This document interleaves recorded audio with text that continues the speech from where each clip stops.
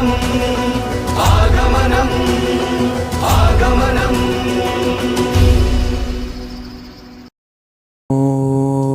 अरिहन्ताडं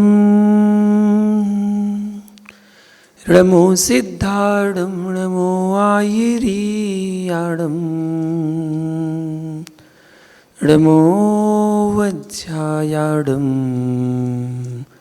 नमो लोये सौवे साहुडम। जय बोलो अनंतानंद सिद्ध परमेष्टि भगवान की, मूल नायक श्री महावीर भगवान की, परम पूज गुरुदेव गणाचार्य श्री विराग सागर जी महामुनिराज की, चर्या श्रवणयाचार्य श्री विशुद्ध सागर जी महामुनिराज की, अहिंसा में विश्व धर्म की।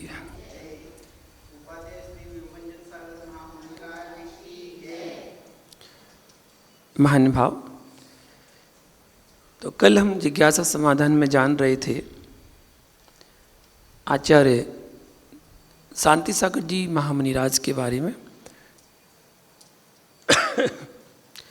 और आज की जिज्ञासा के साथ प्रारंभ करते हैं कि तीर्थंकर की मूर्तियों पर चिन्हों की परंपरा कब से प्रारंभ हुई। चिन्हों का निर्धारण किस आधार पर किसने किया। चिन्हों का तीर्थंकरों के पूर्व भावों से क्या कोई संबंध है। उक्त शंकाओं के समाधान आगम प्रमाण।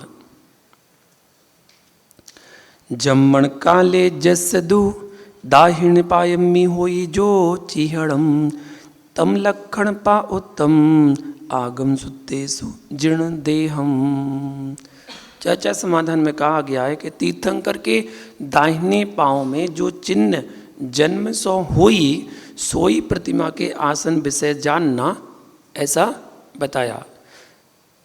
तीर्थंकर भगवान के जन्म के समय में दाहिने पैर के अंगूठे में जो चिन्ह होता है वही चिन्ह सौधर्मेंद्र द्वारा निर्धारित कर दिया जाता है। सौधर्मेंद्र ही उस चिन्ह को देखता है और इस चिन्ह को देखकर उन तीर्थंकर का वो चिन्ह निर्धारित कर देता है। 24 जिनके प्रतिबिंब पहचानवे को चिन्ह कहिए है, सो 1008 चिन्ह सर्व शरीर अंगोपांग में यथा योग्य स्थान पर हुए हैं। अरु ये जो चिन्ह प्रतिबिंब के सिंहासन में लिखिए हैं सो भगवान के दाहिने चरण विषय जानना। जैसे आदिदेव के चरण में वृषभ का चिन्ह है, तैसे ही सर्वजननी के पावन में जानना। इस सुदृश्य तरंगणी ग्रंथ में पृष्ठ 548 में ऐसा लिखा हुआ है। ढूंढारी भाषा में ग्रंथ है, उसका उल्लेख वहां पर किया है। तीर्थंकरों के दाहिने पैर के अंगूठे पर जो चिन्ह होता है वही चिन्ह उस तीर्थंकर की ध्वजा आदि में इंद्र अंकित कर देता है। प्रतिमाओं पर भी वही चिन्ह अंकित होता है, ऐसा दैनिक जैन धर्मचर्या में उल्लेख किया गया है। 24 तीर्थंकर की प्रतिमाओं में और साधारण सामान्य केवली की प्रतिमा में अंतर होता है। 24 तीर्थंकर की प्रतिमाओं पर उनके चिन्ह होते हैं, किंतु सामान्य केवली की प्रतिमा पर कोई चिन्ह नहीं होता है। सामान्य केवली कौन कहलाते हैं? जो मुनि बन के केवल ज्ञान प्राप्त कर लेते हैं और मोक्ष जाते हैं, वो सामान्य केवली कहलाते हैं। तीर्थंकर नाम कर्म की प्रकृति का बंध उन्होंने नहीं बांधा, लेकिन मोक्ष गए हैं, तो भगवान कहलाते हैं, वो तीर्थंकर नहीं कहलाते। भगवान अलग है और तीर्थंकर अलग है। तीर्थंकर केवल 24 ही होते हैं एक काल में, जिन जीवों ने तीर्थंकर नाम कर्म की प्रकृति का बंध किया था वही जीव तीर्थंकर बनते हैं, तो वो केवल 24 ही होते हैं। लेकिन उन 24 तीर्थंकर के काल में असंख्यात भगवान बन सकते हैं, असंख्यात भगवान बन सकते हैं। केवल ज्ञान प्राप्त करके मुनि अवस्था में केवल ज्ञान प्राप्त किया और मोक्ष को जा सकते हैं, तो वो सामान्य केवली कहलाते हैं। सामान्य केवलियों का चिन्ह नहीं होता। आप सामान्य केवलियों की प्रतिमाओं देखेंगे ना, और जहाँ कहीं आपको देखने को मिले कि उसमें चिन्ह नहीं है, तो वो सामान्य केवली की प्रतिमा कहलाती है।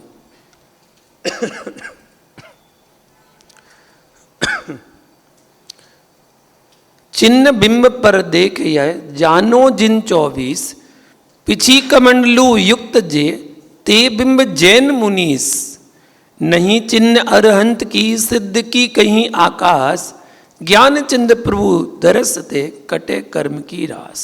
ऐसा जैन बाल गुटका में कहा है कि अगर चिन्ह दिख रहा है तो वो तीर्थंकर की प्रतिमा को जानो, अगर चिन्ह नहीं है उसमें पिछी कमंडल बना हुआ है तो वो जैन मुनि की प्रतिमा को माने, अगर पिछी कमंडल भी नहीं है, जिनेन्द्र भगवान की दिगंबर रूप में प्रतिमा है, चिन्ह भी नहीं है, तो उसे सामान्य केवली के रूप में जानना चाहिए। सिद्धों की भी प्रतिमा होती है। सिद्धों की प्रतिमा की पहचान कैसे होती है? तो सिद्धों की प्रतिमाओं में चिन्ह नहीं होता है, सिद्धों की प्रतिमाओं में श्रीवत्स का चिन्ह नहीं होता है जो अपने हृदय के पास रहता है, वक्ष स्थल पर श्रीवत्स का चिन्ह होता है, जिसके 4 मुख होते हैं, चारों दिशाओं में जाता है। वो अनंत चतुष्टय का प्रतीक कहलाता है कि भगवान ने अनंत चतुष्टय की प्राप्ति की है। तो श्रीवत्स का चिन्ह भी नहीं होता सिद्धों का, और साथ ही सिद्धों के केस नहीं होते, बालों को नहीं बनाया जाता सिद्धों की प्रतिमाओं में, बिल्कुल फ्लैट होता है। नाखूनों का आकार भी नहीं बनाया जाता, ये जो नाखून का अग्रभाग है नाखून, ये भी नहीं बनाए जाते हैं। तो नाखून केस रहित होती है, श्रीवत्स रहित होती है, चिन्ह से रहित होती है। ऐसी प्रतिमाएं भी सिद्ध भगवान की कहलाती हैं। जिन मंदिरों में विराजमान है वो सिद्ध की प्रतिमा होती हैं। बस नीचे लिखा, चिन्ह के स्थान पर लिखा रहता है सिद्ध परमेष्टि, बस सिद्ध लिखा रहता है। सिद्धों का कोई नाम नहीं होता। अरहंतों के तो नाम होते हैं, जैसे भरत भगवान, बाहुबली भगवान, ठीक है, युधिष्ठिर भगवान, भीम भगवान, अर्जुन भगवान, क्योंकि उनको केवल ज्ञान की प्राप्ति हुई। ठीक है, आपने जैसे राम हनुमान, राम भी हनुमान भी, सुग्रीव, गवय, गवाक्ष, नील, महानील, मांगी तुंगी में आपने इनकी सबकी मूर्तियाँ देखी होंगी। जब हम तुंगी जाते हैं, तुंगी है ना, तुंगी पर्वत पर जाते हैं तो तुंगी पर्वत पर एक मंदिर बना हुआ है, उस एक मंदिर में ही इन सब की मूर्तियाँ हैं। राम, हनु, सुग्रीव, सुडील, गवय, गवाक्ष, नील, महानील, इन सब की मूर्तियाँ वहाँ पर हैं। तो सभी ने मुनि दीक्षा ली और मुनि दीक्षा लेके मोक्ष को प्राप्त किया, और उस मोक्ष अवस्था को हम उनको नमस्कार करते हैं, उनका मंदिर भी बना है और नमस्कार करते हैं। तो वो सामान्य के लिए उनका चिन्ह नहीं है कोई। नाम लिखा नीचे राम मुनि, हनुमान मुनि, सुग्रीव मुनि, ऐसा वर्णन लिखा रहता है। अभिधान चिंतामणि हेमकोश में इन चिन्हों को तीर्थंकरों की ध्वजाओं के चिन्ह बताए हैं, तथा भाष्य में यह और विशेष बताया है कि ये चिन्ह तीर्थंकरों के दक्षिण अंग में होते हैं। देखो पृष्ठ 17। पूजा साहित्य समुच्चय ग्रंथ में भी इन चिन्हों को ध्वजा के चिन्ह ही प्रतिपादित किया है। जो मूर्तियां बिना चिन्हों की होती हैं वे तीर्थंकरों से भिन्न सामान्य केवलियों की होती हैं। अनिकांत वर्ष 1:2 में पंडित जुगल किशोर मुक्तार जी ने लिखा है, ये प्रतिमाओं पर जो अंकित चिन्ह है ये तीर्थंकरों की ध्वजाओं के चिन्ह है, और शायद इसी से मूर्ति के किसी अंग पर ना दिए जाकर आसन पर दिए जाते हैं। ऐसा रतनचंद मुक्तार जी ने समाधान किया था। सभी तीर्थंकर भगवंतों का नामकरण, कर्ण छेदन संस्कार तथा भोग उपभोग सामग्री की व्यवस्था इंद्र ही करता है। इसके प्रमाण क्रमशः निम्न है, मतलब इनके भी प्रमाण मिलते हैं कि इंद्रों के द्वारा ही सारी व्यवस्थाएं भगवान की चलती हैं।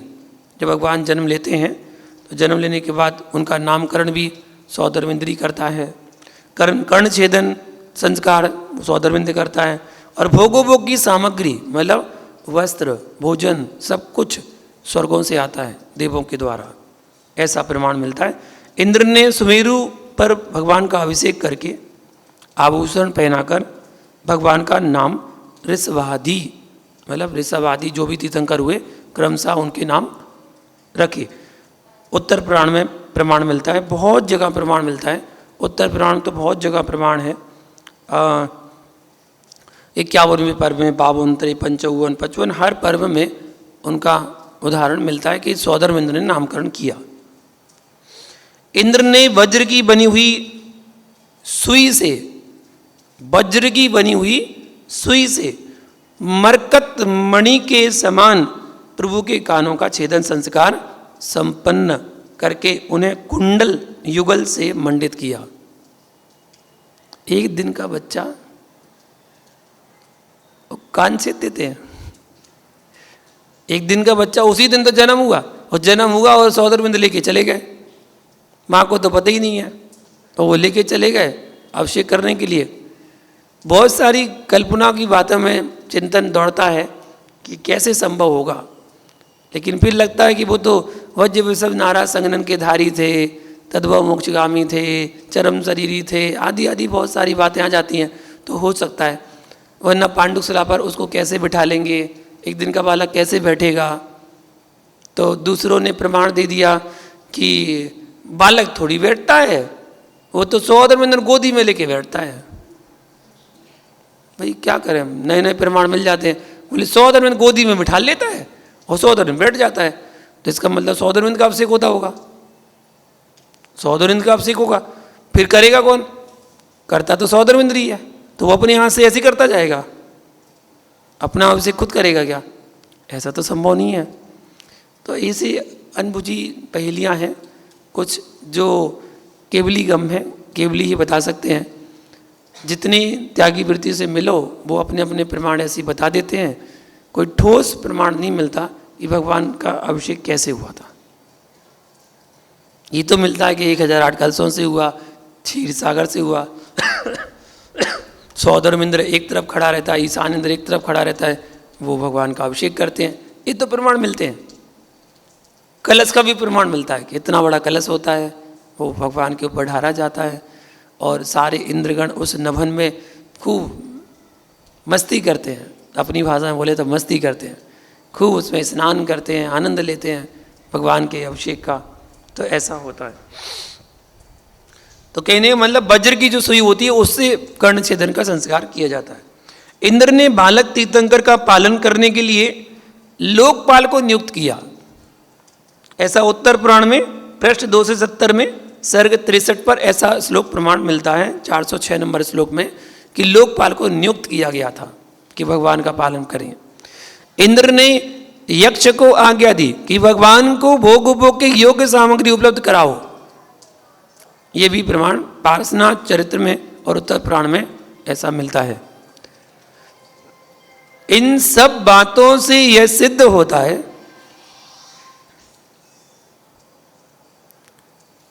कि जिनेंद्र बालक का पूरा पूरा लालन पालन का कार्य इंद्र या इंद्रादि देव ही करते हैं। इनसे प्रमाण मिलता है, अर्थात चिन्ह निर्धारण भी इंद्र ही करता है, ऐसा प्रतीत होता है।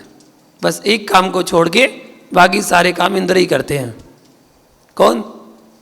भगवान को पैदा करना। बस भगवान को पैदा नहीं करते, पैदा माँ करती है, बाकी सारा काम इंद्र ही करते हैं। पहले से 6 महीने पहले से काम करना शुरू कर देते हैं, और फिर 9 महीने जब तक माँ की गर्भ में रहते हैं तब तक खूब सेवा करते हैं। अष्टकुमारी सेवा करती हैं, 56 कुमारी आती हैं, वो सेवा करती हैं। फिर जब जन्म हो जाता है तो अभिषेक करने ले जाते हैं, फिर उनका भोजन वस्त्र सब कुछ आभूषण वो स्वर्ग से आने हैं। यहाँ लोकपाल नियुक्त कर दिया और भी यक्ष नियुक्त कर दिया, सब कुछ तो कर दिया। अब माता पिता को करना क्या है? कुछ नहीं। ऐसा प्रतीत होता है कि पूरा लालन पालन जो है हर कार्य इंद्र या इंद्रादि देव ही करते हैं। चिन्ह निर्धारण भी इंद्र ही करता है, ऐसा प्रतीत होता है। एक जगह ऐसा पड़ा है कि सुमेरु पर्वत पर अभिषेक के बाद दाहिने पांव के अंगूठे में जो चिन्ह इंद्र को नजर आता है वह भगवान की प्रतिमा का भी कालांतर में चिन्ह बन जाता है, क्योंकि वो निर्धारित कर देते हैं तो वही चिन्ह फिर फाइनल कर दिया जाता है। भगवान की प्रतिमा पर स्थित चिन्हों का उनके भवांतरों से कोई संबंध नहीं है। भवांतर जो उनके भाव बीत चुके उनसे कोई संबंध नहीं है। ऐसा नहीं है कि जिनके शेर का चिन्ह है वे कभी या बार बार शेर बने हों। ये मनगढ़ंत कहानियां नहीं होना चाहिए कि वो पहले 10 भाव पूर्व शेर थे ना, और शेर से उन्होंने भगवान बनने के लिए सोचा था ना, इसलिए शेर का चिन्ह हो गया महावीर का। ऐसा नहीं है। और जिनके कच्छप का चिन्ह है वे कभी या बार बार कच्छप मतलब कछुआ बने हैं।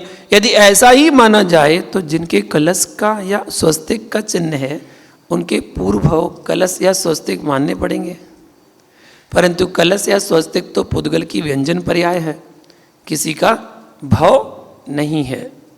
पुद्गल कभी जीव नहीं बनता और जीव कभी पुद्गल नहीं बनता। चिन्हों को मूर्तियों पर लगाने की परंपरा नवीन नहीं है। चतुर्थकालीन प्रतिमाओं पर भी चिन्ह देखने को मिलते हैं। चतुर्थकालीन प्रतिमाएं कौन कहलाती हैं?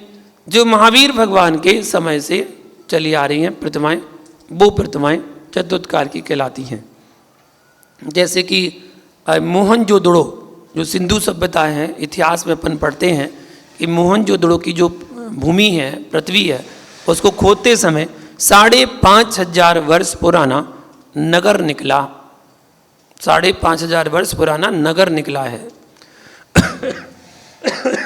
उसमें प्लेट नंबर 2 की 3, 4, 5 नंबर की सीलों पर नग्न खड़े आकार में बैल के चिन्ह सहित भगवान ऋषभदेव की मूर्ति अंकित है।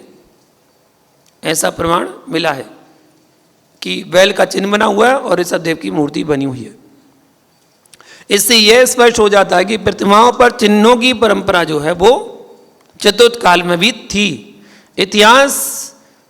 इतिहासज्ञ एवं प्रतिष्ठाचार्य महोदय यदि कोई विशेष बात हो तो विशेष जानना चाहिए। यदि कोई प्रमाण मिलते हैं तो उसके बारे में विशेष जानना चाहिए।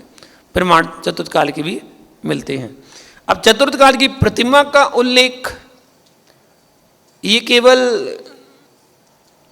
जो साइंटिस्ट जो खोज करते हैं ना कि ये पाषाण कितने साल पुराना है, ये पाषाण कब से है, तो वो निर्धारित कर सकते हैं अभी वर्तमान में, तो क्योंकि केवली तो है नहीं है, अवधि ज्ञानी मन पर ज्ञानी कोई है नहीं है, तो फिर हम कैसे माने कि ये चतुर्थ काल की मूर्ति है? कैसे माने? इसका कोई प्रमाण ठोस नहीं मिलता है। और कोई भी पाषाण हो एक समय अवधि के बाद वो भी जीर्ण शीर्ण होने लगता है। कोई भी पाषाण हो समय अवधि पाकर क्षरण को प्राप्त होने लगता है। इसलिए हम उसको मना करने लगते हैं कि भैया वो उस पर पानी मत डालो, क्योंकि पानी पत्थर को काटता है। जितना पानी आप डालते जाओगे उतना पत्थर जीर्ण शीर्ण होगा, ये तो पक्का है। नदियों में पत्थर गोल बन जाते हैं, तो ये कोई बनाने बैठा है वहाँ पर? नहीं, कोई देव बैठा हो वहाँ पर चिकना करने के लिए, गोल बनाने के लिए, ऐसा कोई बैठा हो? ऐसा तो कोई नहीं है। नदी में पानी बहता जाता है, वो लगातार पानी उसमें घलता जाता है, लगता है तो वो पानी से चिकने पत्थर हो जाते हैं, कोई गोल हो जाते हैं, कोई चौकोर हो जाता है, कोई बड़ा हो जाता है। तो ये सब पानी की देन है। तो अब जब पानी गिरता रहा होगा तो प्रतिमा क्षरण नहीं हुई होगी। जैसे अभी सबसे प्राचीन प्रतिमा देखी जाए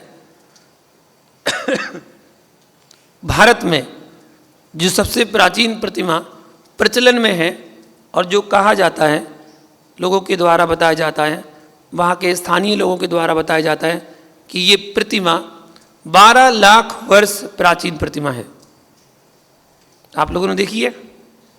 नहीं देखी? सब ने देखी है। बताऊं कहाँ की? पैठण के मुनीश्वरनाथ भगवान देखी है? अभी तो कह रहा नहीं देखी। पैठण की जो मुनीश्वरनाथ भगवान की प्रतिमा है वो खरदूषण के द्वारा बनाई गई थी। जब राम लक्ष्मण सीता थे तो वनवास के समय में उन्होंने साक्षात उस प्रतिमा के दर्शन किए थे जब खरदूषण ने बनवाई थी। और राम हुए थे मुनीश्वरनाथ भगवान के काल में। तो मुनीश्वरनाथ भगवान का काल जो है वो अभी वर्तमान से 12 लाख वर्ष प्राचीन है। तो ऐसा प्रमाण वो कहते हैं कि 12 लाख वर्ष प्राचीन ये प्रतिमा है। तो मैंने उनसे पूछा था जब मैं वहाँ गया कि 12 लाख वर्ष तक ये प्रतिमा सुरक्षित बची रही। 12 लाख वर्ष तक ये प्रतिमा सुरक्षित रही। उस पर समय समय पर वज्रलेप होते गए और वज्रलेप होकर उस प्रतिमा को व्यवस्थित बना दिया गया और व्यवस्थित करके उसकी आयु बढ़ती गई। जैसे अभी भी उस पर वज्रलेप ही है। जो ओरिजिनल मूर्ति है वो तो बालू से बनी हुई है, बालू की रेत की बनी हुई मूर्तियां हैं, ऐसा बताते हैं। तो अभी उसमें वज्रलेप है, इसलिए वज्रलेप से वो ऐसी आपको चमकती हुई नजर आती है। अभी आप देखेंगे तो आप कहेंगे अभी की होगी 1-2 साल पुरानी, क्योंकि वो इतनी मनोज्ञ मूर्ति है, इतनी सुंदर मूर्ति है कि देखने लायक, देखने वाला देखता ही रह जाए। ये तो मानना पड़ेगा कि मूर्ति तो ऐसी ही है कि देखने वाला देखता ही रह जाए। और प्राचीन मूर्तियां जो भी होती थी, मेरी नज़र में जितनी भी मैंने प्रतिमाओं के दर्शन किए हैं, वो प्राचीन मूर्तियां अधिकांशतः अर्ध पद्मासन में ही होती थी। पद्मासन मूर्ति बहुत कम मिली। अर्ध पद्मासन मतलब एक पैर ऊपर एक पैर नीचे, बस ये कहलाती है अर्ध पद्मासन। आधी पद्मासन, पूरी पद्मासन नहीं है। जबकि भगवान का मोक्ष तो पद्मासन में ही होता है, या तो खड्गासन में और या पद्मासन है, बस और कोई ऑप्शन नहीं है। अन्य संप्रदाय मानते हैं कि वो पर्यंकासन में मोक्ष गए, वो गौधो आसन में मोक्ष गए, वो कई आसन में मोक्ष गए।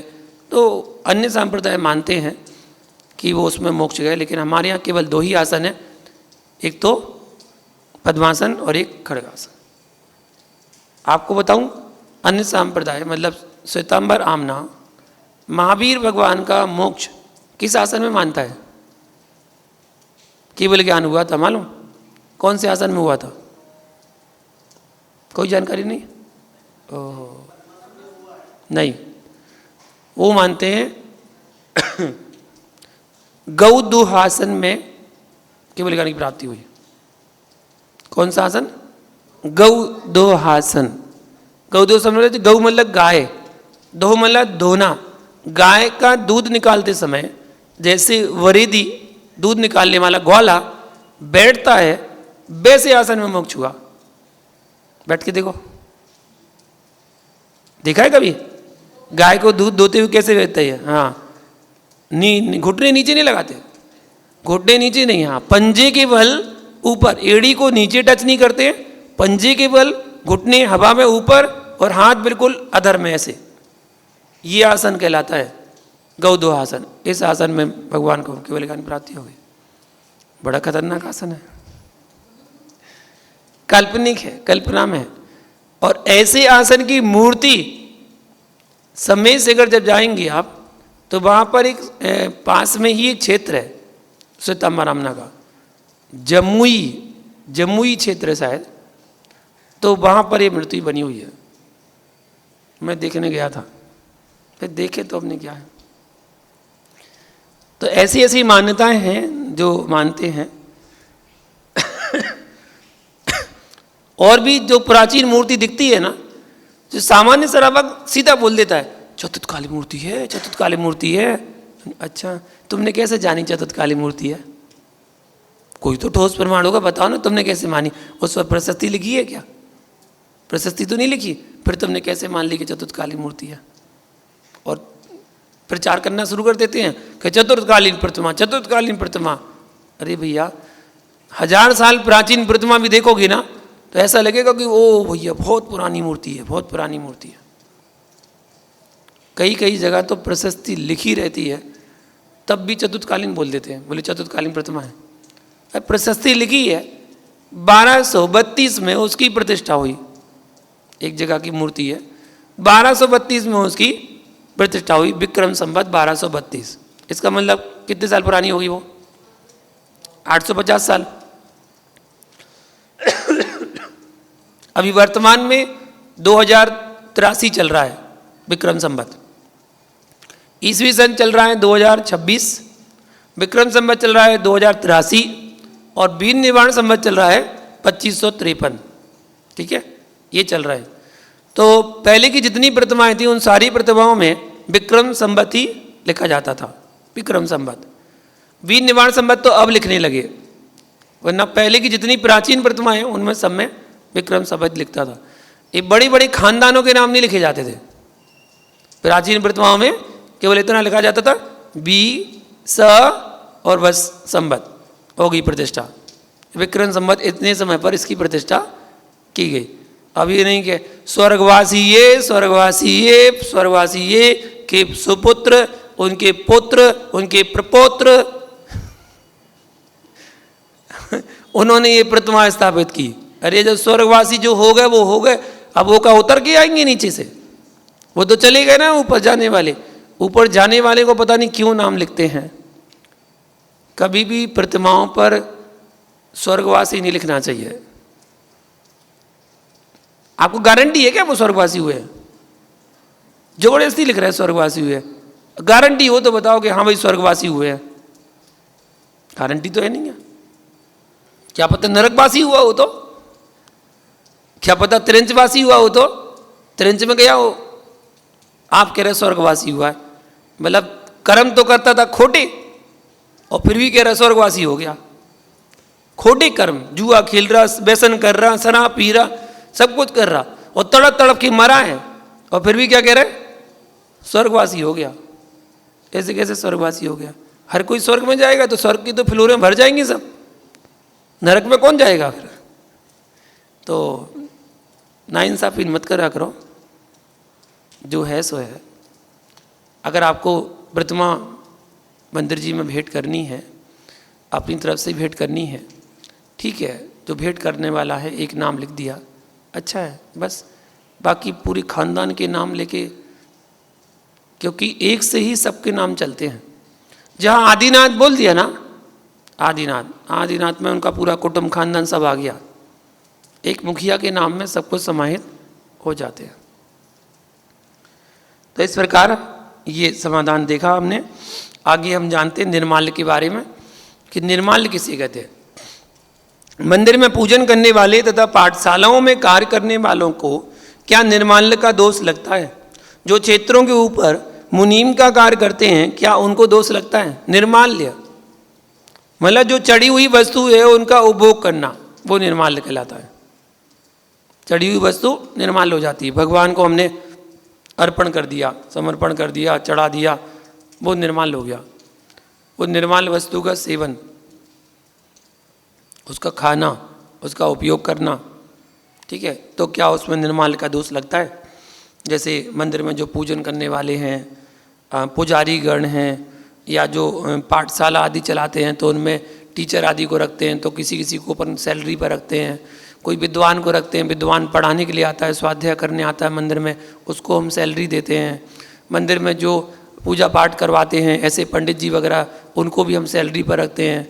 मंदिर में जो मैनेजर होता है सो मैनेजर को भी हम सैलरी पर रखते हैं, आदि आदि। तो निर्माल्य उसके बारे में जानते हैं। निर उपसर्ग है, निर उपसर्ग पूर्वक मल धातु से ज्ञत प्रत्यय होकर निर्माल्य शब्द नपुंसक लिंग में बना है। 3 शब्दों से मिलकर बना। निर उपसर्ग है, मल धातु है और ज्ञत प्रत्यय है, इनको जोड़कर बना निर्माल्य शब्द। ये नपुंसक लिंग का शब्द है। इसका अर्थ है देवता को समर्पित की हुई वस्तु, देवता को समर्पित की हुई वस्तु, देवता पर चढ़ चुकी हुई वस्तु, ठीक है। देवार्पित वस्तु को निर्माल्य कहते हैं, ऐसा संस्कृत शब्दार्थ कौस्तुभ जो कोश है उस कोश में ऐसा वर्णन पाया गया है। पाठशाला में अध्यापक हो या क्षेत्रों पर मुनीम, कम से कम जैन का तो यह कर्तव्य है कि जो जैन है, जैन होकर काम कर रहा है, उसका कर्तव्य है कि वह भगवान के सम्मुख चढ़ाई हुई वस्तु अर्थात निर्माल्य पर अधिकार जमाने की, उसे खाने की या उसे बेचने की इच्छा ना करे।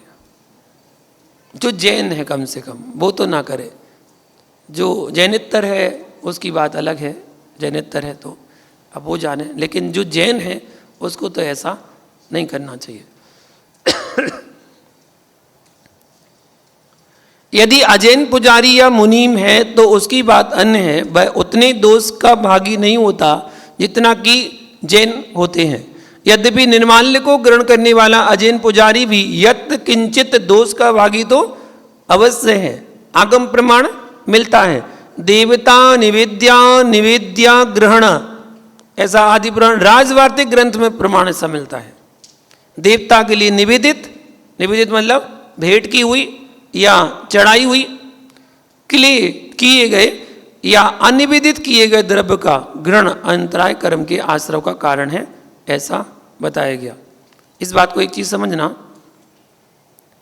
कि भगवान के पास और गुरु के पास द्रव्य सामने रखने से, समर्पित करने दे रखने से, समझ रहे? भगवान के सामने रखने से द्रव्य निर्माल्य नहीं होती है।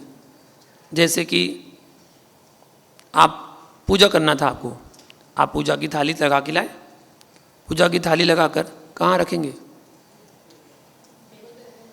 अगर सामने वेदी पर खड़े होकर आप पूजा कर रहे हैं, थाली कहाँ रखेंगे?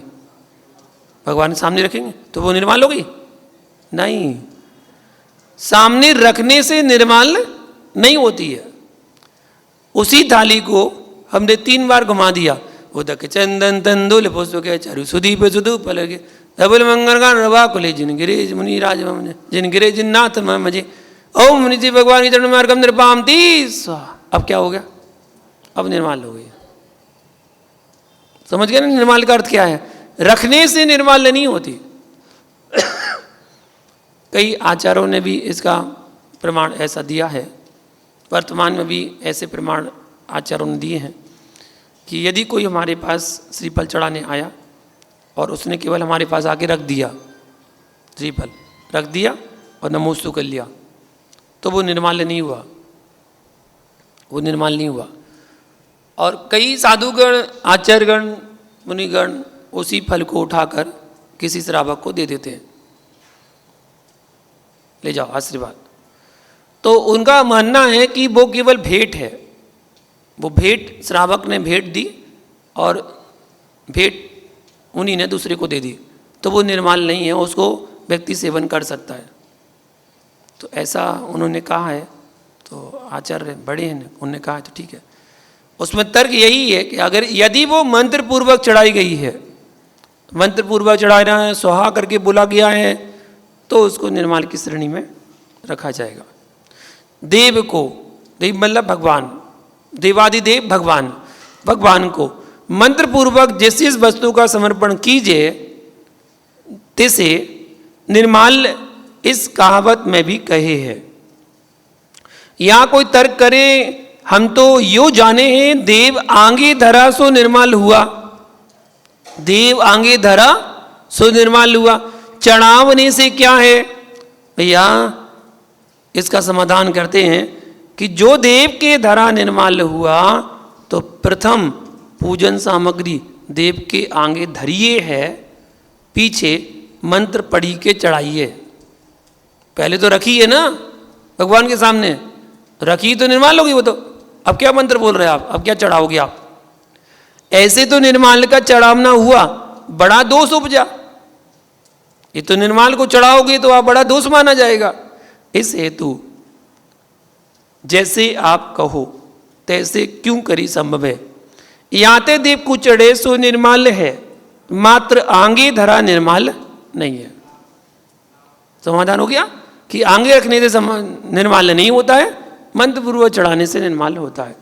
यहां को पूछे दुनारी भाषा, देव चढ़ा सो निर्माल हुआ, उसे फेरी क्या करे?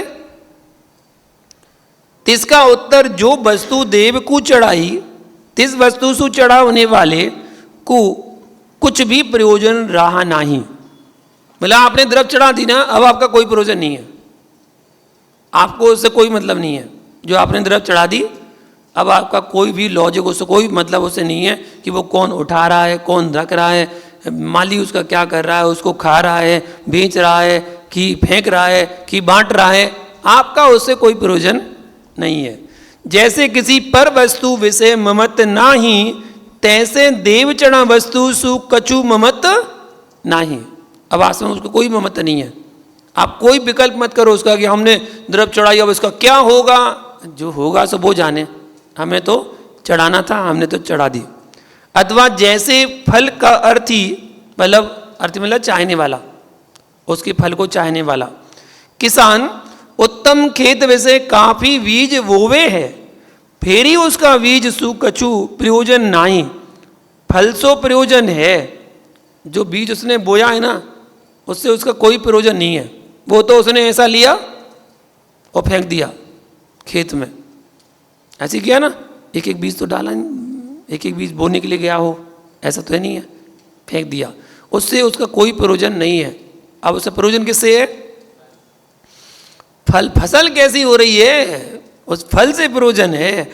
तैसे उस देव चढ़ी वस्तु सो प्रयोजन नाही, सो इसे किसकी कुदेव कु देवे तो ममत आया, क्योंकि अपनी माने तो दी जाए, राखे तो ममत आए। और इसका उपाय किसी जैन ग्रंथ विषय प्रकट जाना गया नाही। बड़े पद्म पुराण विषय एक प्रसंग है, जो बड़ा वाला पद्म पुराण है, उसमें एक प्रसंग आया है कि वहाँ राम जी की आज्ञा सो कृतांत मुख सेनापति सीता जी को वन छोड़वा गया। कृतांत वक्र को आज्ञा दी कि जाओ सीता को जंगल में छोड़ के आओ। ता दुखी हुई वह कृतांत वक्र अपने दास पने की निंदा करे है कि मैं दास हूं, अपनी दास पने की निंदा करे हैं। और क्या बोल रहा है? तिस जगह दृष्टांत करी संस्कार कूट आया है, सो ऐसे ही सो श्वेतांबर आमना विषय निर्माल कूट कहे है। वो मालूम इतना अपने आप ही आलोचना कर रहा था कि अगर मैं दास नहीं होता ना माता, तो मैं आपको यहाँ पर छोड़ने नहीं आता, ऐसी भावना भरा है। और उस बात में एक शब्द आया है कि मुझे बहुत दोष लगे हैं, ऐसा उसने लुनारी भाषा में कहा, बड़े पद्म पुराण में वर्णन आया है। और उसी का प्रमाण देते हैं, संस्कार कूटकस एव पश्चात निवृत्त चेतसा निर्माल्य वाहिनो दिग दिग भृत्या नामनो सुधारणम। अर्थात दास है नाम जाका, तिसको प्राण धारण करना ही धिक्कार हो। कौन की नाई? एवं संस्कार कूट की नाई। भावार्थ चैत्यालय संबंधी निर्माल धरने का स्तंभ होए है, तिसकी संस्कार कूट संज्ञा है, तिसकी नाई दास का जीवन है, तिसे धिक्कार हो। कैसा है दास? पश्चात कहिए, पीछे निर्वत्ते जसा कहिए, प्राप्त है तेज जिसको। बता रहे कि स्वामी के आगे दास का तेज होता नहीं। स्वामी हो, उसके सामने दास की क्या औकात? कोई औकात नहीं है उसके सामने। पीछे होए है, जब स्वामी नहीं होता ना, तब तो उसकी होत है। जैसे कलेक्टर सामने खड़ा है और प्यून सामने खड़ा है, तो प्यून से कौन कहेगा हाय हेलो कैसे हो आप? प्यून से कोई कुछ नहीं बोलेगा, डायरेक्ट कलेक्टर से बोल रहा है ना, तो कलेक्टर से। और कलेक्टर नहीं है तो अब कलेक्टर से मिलना है तो अरे भाई साहब कैसे हैं? अच्छा साहब से मिलना है, जरा मिलाएंगे क्या? तो जब कलेक्टर नहीं है तो प्यून की कीमत बढ़ जाती है। संस्कार कूट भी फल पुष्पादि धरे, पीछे शोभा होए है। और कैसा है दास? निर्माल्य वाहिना, कहिए निर्माल्य का धारणहारा है। दास कैसा है? निर्माल्य का धारणहारा है। स्वामी जिसका भोग कर चुका तिसे ग्रह है। संस्कार कूट भी देवता के निर्माल्य को ग्रह है। इस प्रकार इस दृष्टांत विषय निर्माल धरने के उपाय की सूचना है। संभव है तो श्रद्धान करना। यहां कोई और पूछे, जो कोई निर्माल भक्षण करे है तिसे क्या दोष है? अगर मान लो कोई कर भी ले, उसे क्या दोष है? तिसका उत्तर निर्माल के दो भेद हैं। निर्माल के दो भेद, एक देव द्रव्य, दूजा देव धन। देव द्रव्य और देव धन, जो नैवेद्य आदि वस्तुएं देवता निमित्त निवेदित करिए, समर्पण करिए, चढ़ाइए, तिसे देव द्रव्य कहिए। वो देव द्रव्य है। जैसे आप अष्टद्रव्य चढ़ाते हैं या कोई फल चढ़ाते हैं, कोई मिठाई चढ़ाते हैं या ड्राई फ्रूट आदि आदि, ये आदि चढ़ाते हैं, ये देव द्रव्य कहलाता है। और पूजा चैत्यालय आदि का द्रव्य होई, तिसे देव धन कहिए। जैसे कि चमर, छत्र, सिंहासन, ये देव धन कहलाता है। तिनमें सो देव चढ़ी वस्तु खाई, जो चढ़ी हुई वस्तु खाई, तिसे अंतराय कर्म का बंध होई। और जो देवधन को अंगीकार करे सो नरक जाइए। अगर देव द्रव्य को खाए तो क्या करेगा? अंतराय कर्म का बंध करेगा। और ये देव धन को ग्रहण करे सो नरक जाई। इसलिए भगवान की चढ़ी हुई वस्तुओं का उपयोग ना किया करें। यहां कोई कहे कि यह बात कौन से ग्रंथ विषय कही है, तो इसका उत्तर देव के नैवेद्य भक्षण की साख तो विघ्नकरण मंत्रायस तत्पाण सूत्र का सूत्र है। इस सूत्र के विवरण विषय है तथा अमृतचंद्राचार्य कृत तत्वार्थ सार नामक सूत्र की वृत्ति है, तहां है तये।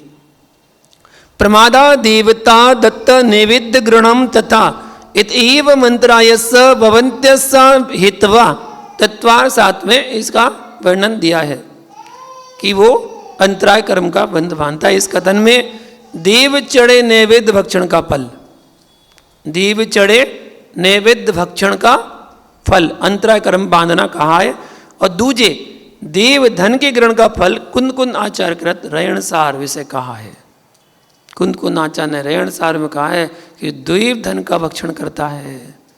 भैया विशेष तौर पर बड़े बड़े जो मंदिरों में, तीर्थों में, क्षेत्रों में जो ट्रस्टी बन के बैठे हैं ना, कमेटी में बैठे हैं जो बड़े बड़े ट्रस्टी बन के, विशेष तौर पर ध्यान रखना, ध्यान से सुन लेना और शास्त्र को पढ़ लेना, रेणसार पढ़ लेना कि जो देवधन का भक्षण करे है वो नरक जाए है, नरक के दुखों को भोगे है। इसलिए कभी भी देवधन का ग्रहण नहीं करना चाहिए, चढ़ी हुई वस्तु का उपयोग नहीं करना चाहिए। मंदिर में कोई आया श्रावक और बड़े भक्ति भाव से उसने चांदी के द्रव्य का अर्पण किया, चांदी का श्रीफल, चांदी की बादाम, चांदी की लौंग, चांदी के चावल, उसके बाद था तो उसने चढ़ा दिया। वो तो अपने भक्ति भाव से पूजा करके करे है, जाए है करके, और कमेटी वाले आते हैं और कहते हैं हाँ चांदी वाली है, उठा लो चांदी वाली उठा लो, और उठा के अपनी तिजोरी में रखे हैं, तो नरक जात है।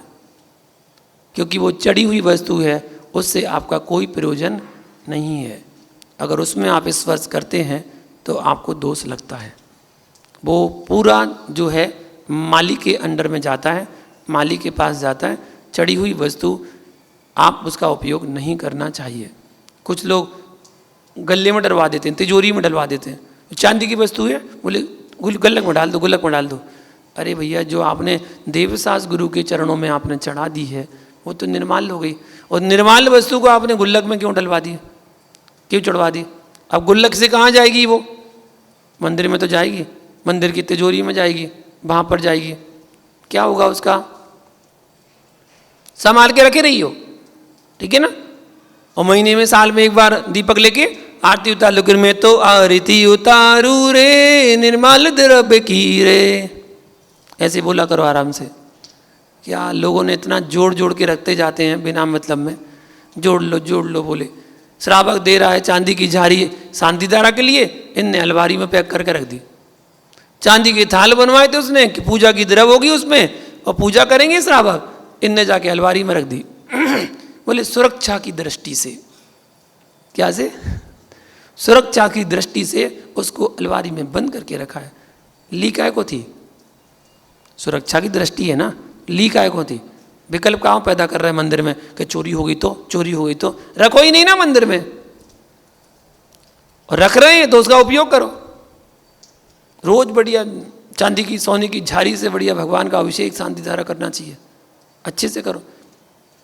जो स्वर्ण कलश से भगवान का अभिषेक करता है, ऐसा प्रमाण मिलता है कि उसके यहाँ समृद्धि बढ़ती है।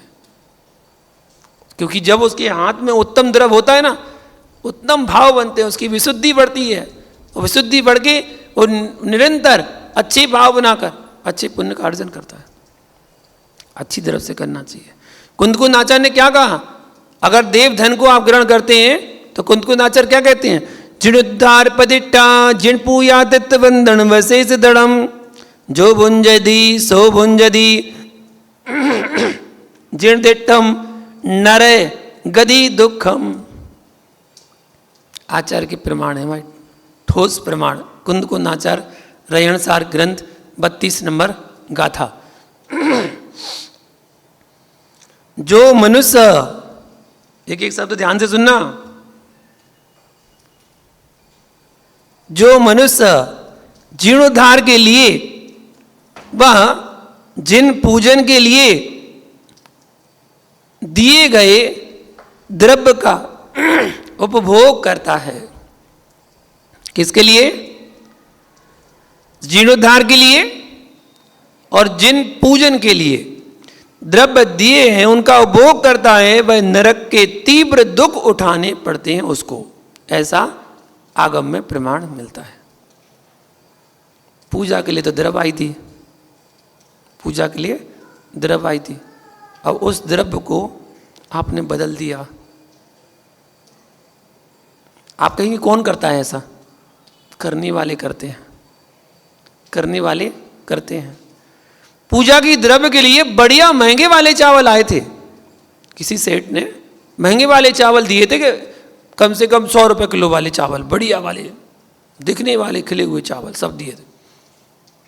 अब बोले क्या करना इतना 100 रुपये किलो वाले चावल, चावल ही तो चढ़ाना है, एक काम करो बदल दो 40 रुपये वाले ले आओ। अब 100 रुपये किलो वाले चावल को रखवा के 40 रुपये किलो वाले चावल मंदिर में चढ़ाने के लिए ले आए। देव द्रव्य का भक्षण कर रहे हो, देव द्रव्य का भक्षण कर रहे हो। उत्तम से उत्तम द्रव्य चढ़ाने के भाव बनाना चाहिए। निश्चित नरक गति के दुखों को भोगना पड़ेगा। यहां कोई पूछे कि देव पूजन विषय तो फल पुष्प आदि सब चढ़े हैं, फल पुष्प सब चढ़े हैं, ऊपर नैवेद्य का ग्रहण क्यों किया? इसका उत्तर नैवेद्य शब्द करी रूढ़ी तो पकवान में ही है, और जो वस्तु देवता के निमित्त निवेदित भेंट कीजिए तिस सब ही को नैवेद्य कहिए। नैवेद्य मतलब पकवान ही होता है, नैवेद्य मतलब पकवान। और इसी नैवेद्य मतलब पकवान का जो शब्द निकाला गया, वो जब आप पूजा में करते हैं पढ़ते हैं तो पूजा में नैवेद्य शब्द आता है कि नैवेद्यम निरपामति स्वाहा। तो नैवेद्य का अर्थ कहीं ये नहीं मिलता है कि एक गोले में से 100 चटक करके उसमें से एक चटक चढ़ाओ, ये तो प्रमाण कहीं नहीं मिलता। लेकिन चढ़ाते सब वही हैं, एक गोला होता है, उस गोले में से cut cut cut cut cut cut cut cut cut चटक बना के इतनी सी चटक बनाते हैं। और बाई चांस कोई चटक बड़ी रह जाए तो उसके भी 2 टुकड़े कर देते हैं चढ़ाते समय, 2 टुकड़े करके बोले 2 पूजा के काम आएगी, 2 पूजा करेंगे, 2 लोग चढ़ाएंगे। तो वो नैवेद्य आज वर्तमान में चढ़ाने लगे हैं, लेकिन नैवेद्य का शास्त्रिक जो अर्थ होता है वो तो पकवान ही होता है। तो निवेदिति इति नैवेद्यम, चर्चा समाधान में 33वीं चर्चा में इसका वर्णन दिया है कि नैवेद्य कहलाता है। इस प्रकार भगवान के आगे सोहा की गई, शब्द क्या आया? सोहा की गई या चढ़ाई गई वस्तु निर्माल्य है, और उसका भक्षक या ग्राहक ग्रहण करने वाला नियम से अशुभ कर्म का बंध करता है। इसलिए आपके द्वारा वो अशुभ कर्मों का बंध ना हो, इस बात का आप ध्यान रखें तो बहुत अच्छा है। आगे जिज्ञासापन कल देखेंगे, जिसमें जघन अवगाहना वालों का मोक्ष बताया जाएगा कि मोक्ष कम से कम कितनी अवगाहना होती है मोक्ष जाने वालों की, ये बारे में कल बताएंगे। आज के लिए इतना ही। जय बोलो महावीर भगवान की। भव फेरी छम छम छम छमा छम, बाजे घुंघरू हाथों में दीपक लेके आरती करूं, बाजे छम छम छम छमा छम। तीसरी आरती सूर मरण दुख दूर करेंदा, जन्म मरण दुख दूर। छम छम छम छमा छम, बाजे घुंघरू हाथों में दीपक लेके आरती करूं, बाजे छम छम छम छम। चौथी आरती श्री उपजाया, दर्शन देखत पाप पलाया।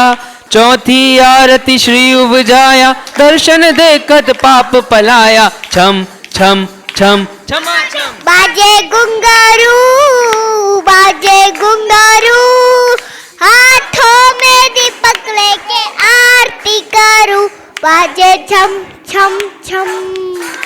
पांचवी आरती साकारी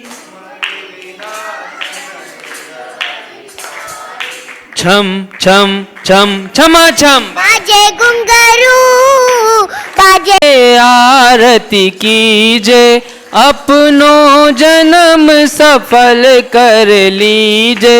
जो कोई आरती करे करावे, सो नर नार अमर पद पावे।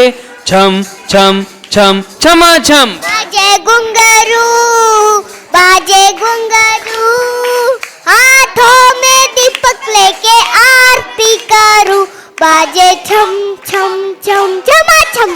जय बोलो पंच परमेश्वरी भगवान की जय। बोलिए परम पूज्य उपाध्याय मुनि श्री विभंजन सागर जी गुरुदेव की। सागर मुनि राज आज थारी आरती उतारूं, क्षेत्र सोनागिर जन्म लियो है, माँ जिन वाणी को धन्य कियो है। विराग सागर जी के लाल आज थारी आरती उतारूं, विभंजन सागर मुनि राज।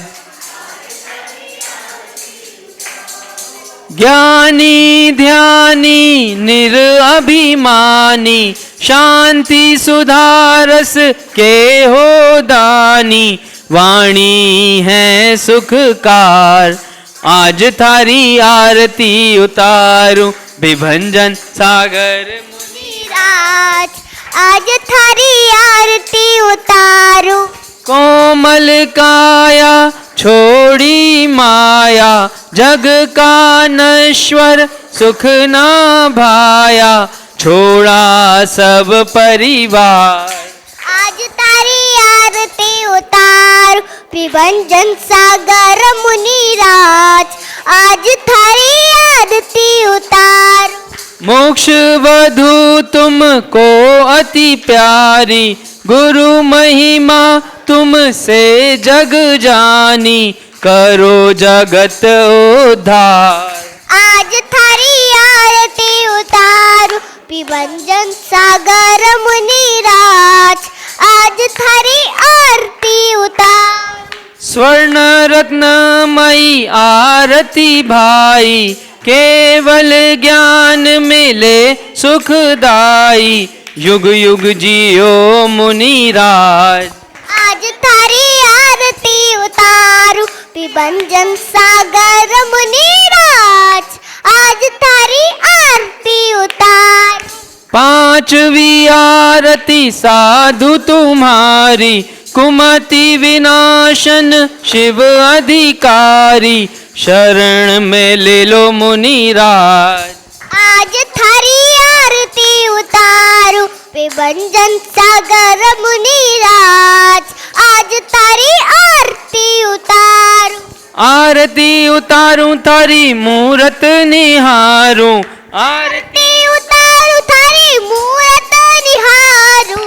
विभंजन सागर मुनि राज आज थारी आरती उतारो। जय बोलिए परम पूज्य विभंजन सागर जी मुनिराज की। नमोस्तु गुरुदेव, नमोस्तु गुरुदेव, नमोस्तु गुरुदेव।